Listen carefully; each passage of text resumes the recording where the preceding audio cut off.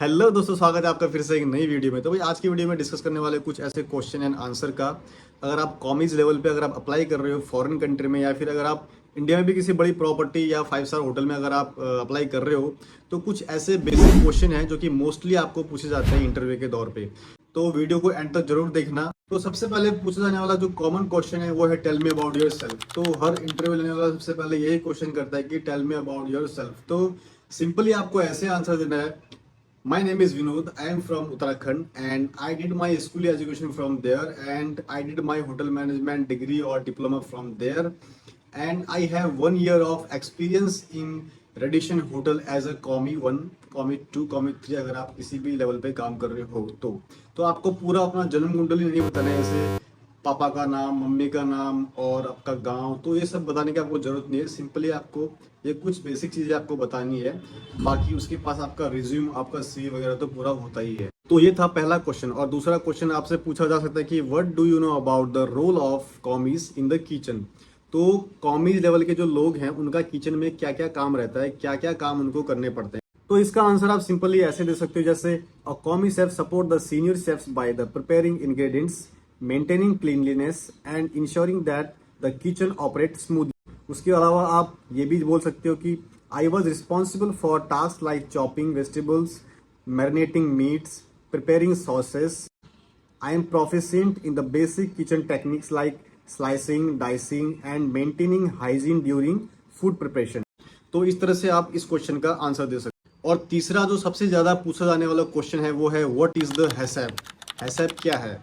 तो हैसैप एक hygiene standard है जो कि हर किसी बड़े 5 स्टार होटल पे फॉलो किया जाता है ये रूल, और इसका फुल फॉर्म होता है hazard analysis critical control points.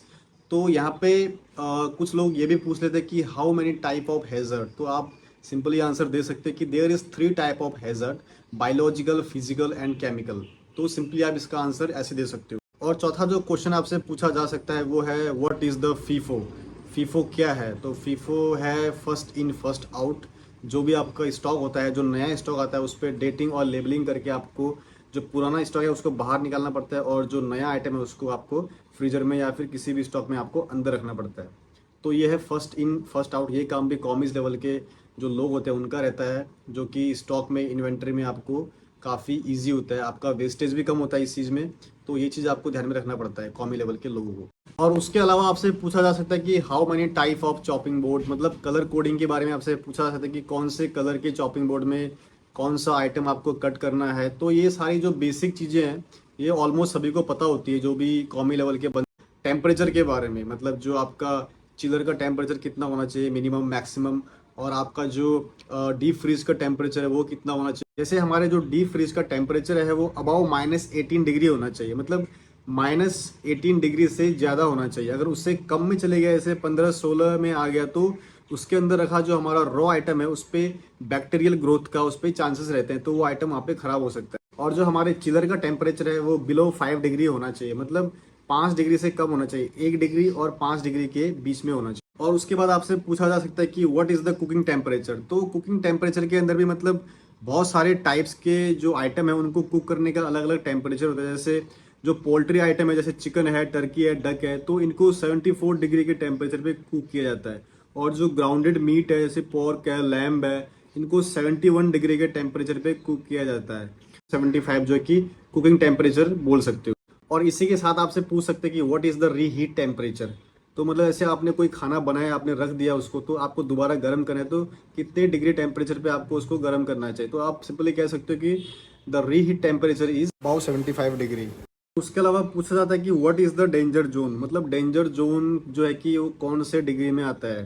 तो जो डेंजर जोन है वो आता है 5 डिग्री से 60 डिग्री के बीच में। जो खाना आता है वो आता है डेंजर जोन में। जैसे आपका जो कोल्ड किचन का जो खाना है वो 5 डिग्री से कम में रहना चाहिए, जो आपका कोल्ड किचन में जो खाना प्रिपेयर हो रहा है। और जो आपका जो कुक्ड फूड है वो आपका जो 60 डिग्री से अगर नीचे आता है तो वो डेंजर जोन में आ जाता है। तो वहाँ पे बैक्टीरियल ग्रोथ होने के चांसेस ज़्यादा रहते हैं। तो जब भी हम खाना सर्व करते हैं तो 74 डिग्री के ऊपर ही कुक किया जाता है और उसके बाद ही हम जो गेस्ट को वो खाना सर्व करते हैं। तो आपसे पूछा जा सकता है how many types of cutting. तो कितने टाइप की कटिंग्स होती है, वेजिटेबल कटिंग जो भी होती है। तो आप सिंपली बोल सकते हो कि there is few type of cutting, cube, dice, diamond, brunoise, julienne, और उसके अलावा आप किसी पर्टिकुलर डिपार्टमेंट में काम कर रहे हो तो आपको उस डिपार्टमेंट की कुछ बेसिक चीज़ें पूछी जा सकती है। जैसे आप कॉन्टिनेंटल डिपार्टमेंट में काम कर रहे हो तो आपको how many types of mother sausage is there, आपको ये क्वेश्चन पूछा जा सकता है। तो आपको उसके बेस के बारे में पूछा जा सकता है कि कैसे बनता है, कितनी क्वांटिटी में कितना रॉ आइटम जाता है। और उसके अलावा अगर आप इंडियन डिपार्टमेंट में काम कर रहे हो तो आपको तंदूर के बारे में पूछा जा सकता है, इंडियन ग्रेव्स के बारे में पूछा जा सकता है। तो मतलब ये बेसिक चीज़ें आपसे पूछी जा सकती है, क्योंकि अगर आप उस डिपार्टमेंट में काम कर रहे हो तो आपको थोड़ी बहुत नॉलेज उस डिपार्टमेंट में होनी ही चाहिए। तो ये सारे क्वेश्चन आपसे पूछे जा सकते हैं। तो यही थी बेसिक कुछ चीज़ जो मैंने सोचा क्यों ना आप लोगों के साथ शेयर किया जाए। और इस तरह की इन्फॉर्मेटिव वीडियोस के लिए चैनल को सब्सक्राइब जरूर करना।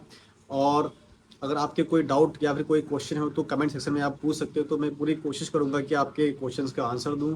और मिलते हैं अगले वीडियो में।